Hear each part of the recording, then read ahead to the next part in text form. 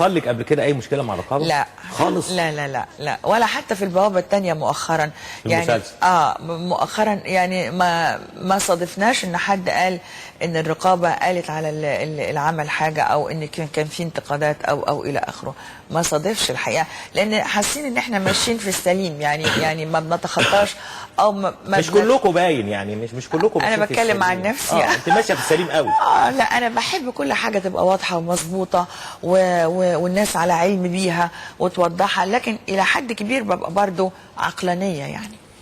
هنتكلم على البوابه الثانيه، لكن خليني اسالك، هل احنا بالفعل عندنا فيلم سياسي ولا عندنا فيلم اجتماعي بيستخدم بعض المصطلحات السياسيه؟ يعني عندنا فيلم سياسي حقيقي؟ يعني هو كان في فتره من الفترات كانت بتستخدم الرموز فيها. ما اذكر للرقابه يعني صراحه ابو سيف طبعا استخدمها كذا مره في الفتوه، واستخدمها طبعا في بدايه ونهايه.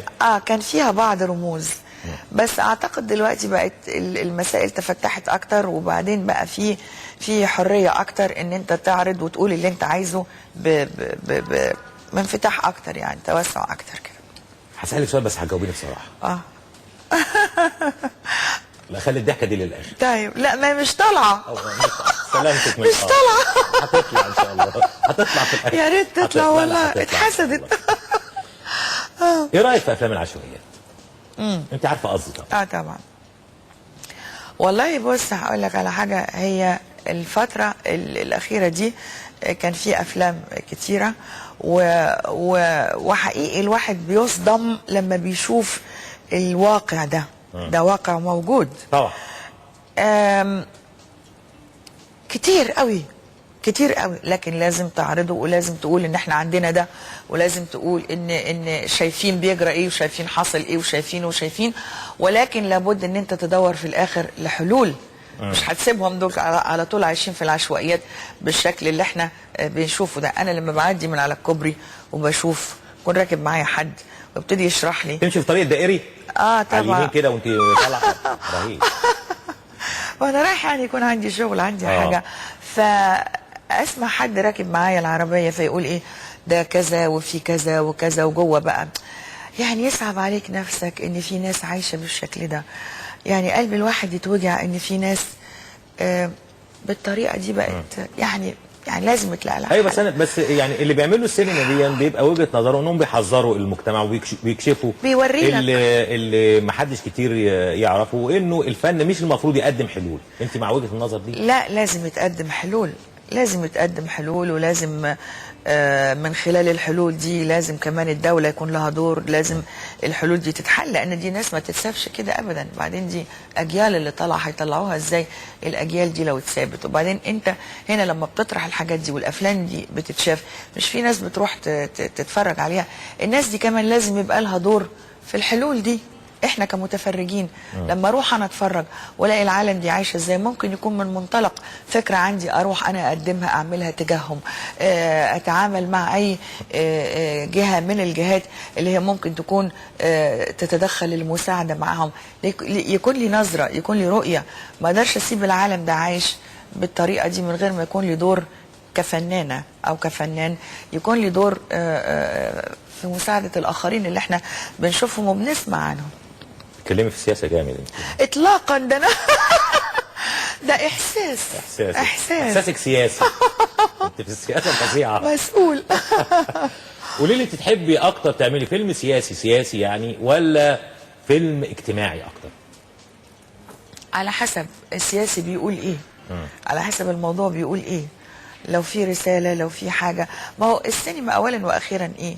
دي رساله. طب لو انا اتعرض عليا فيلم ايا كان سياسي او اجتماعي، الرساله في الاخر بتقول ايه؟ انا هقدم ايه؟ هقول ايه؟ هو ده بيبقى هدفي.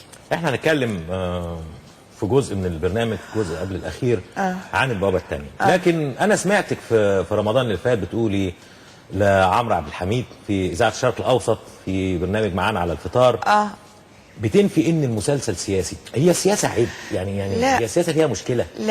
لا هو انا قلت اجتماعي انساني وفي جزء سياسي في الاخر. لان هو في الاول هي عندها مشاكلها، الجامعه، مشاكل الارض، وبعدين بعد كده بيجي الولد اللي بيتاخد وبيروح في منطقه ما تقدرش، يعني صعب الرجوع الى بقى، لابد بقى زي الحاجات اللي حصلت في المسلسل. انما هو في جزء سياسي، لازم انا اقول انه في جزء سياسي، ان هو راح في منطقه صعب الوصول لها، يعني منطقه بيننا وبينهم يعني في محاذير كتيره. ان الولد دخل هناك ودخل، انا عارفه مع صاحبتي وكلنا عارفين وكل حاجه. لما بتروح هناك وتخش هناك وتشوف الناس اللي عايشه هناك دي عايشه ازاي، اكيد دخلنا في سكه السياسه. الناس اللي عايشه تحت الحصار بيعيشوا ازاي، ايه الجو اللي هم عايشين فيه، ايه الحياه ازاي. فاذا بقى في جزء سياسي. انا رايحه للولد في المنطقه اللي فيها سياسه. طب في المنطقه اللي فيها سياسه هنتكلم عليها بعد شويه، لكن عايز اسالك انك مثلا لما اشتغلتي مع يوسف شاهين عملتي الاخر. ايوه. فيلم الآخر في مغزاه بيتكلم على ظاهرة التطرف اللي كانت في الوقت ده سايدة في العالم. ده صحيح. ازاي فكرتي في المشكلة، وازاي قدرتي تتعاملي مع يوسف شاهين؟ لا انا هو كان بالنسبة لي يعني حاجة بتراودني جدا ودايما، وكنت لما اقابله اقول له انا هموتك لو ما اشتغلتش معاك، هموتك يعني بهزار، وهو يحب الطريقة دي. أنا كنت حريصة عايزة أشتغل معاه بأي طريقة. هو الأول عرض عليا اليوم السادس، وبعدين ما حصلش نصيب، وبعدين عرض عليا اللي عملته دليلة. أيوة. وبعدين عرض عليا الآخر. يعني أنا كنت مبسوطة قوي، سعيدة جدا جدا. وعايز تعرف التعامل مع يوسف ازاي؟ جو زي ما بيحب. بحبها. بص هو بسيط جدا، لكن لو الواحد عرف مفاتيحه يقدر يوصل له بسهولة. هو طبعا مخرج عالمي، يعني ما حدش يقدر يقول ان يوسف شاهين ده هو اللي خد افلامنا وطلع بيها للعالمية، دخل بيها مهرجانات وكان والحاجات دي كلها. كان عليا ان انا لازم اكسب من كل ده، بمعنى ان ما بيحبش ايه ما يتعملش، بيحب ايه يتعمل.